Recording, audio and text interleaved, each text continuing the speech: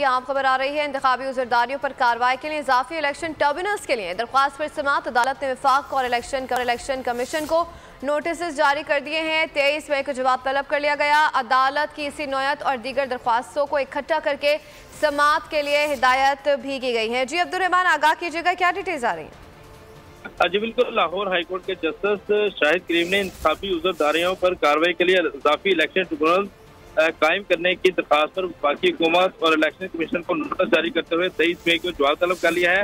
अदालत ने इसी नौयत की दीगर दरखास्तों को इकट्ठा करके समाअत के लिए मुकर्रर करने की भी हिदायत की है। अदालत ने दरखास्तदार के खिलाफ इंतखाबी उजरदारियों को इलेक्शन ट्रिब्यूनल के रूबरू लगाने से रोक दिया है।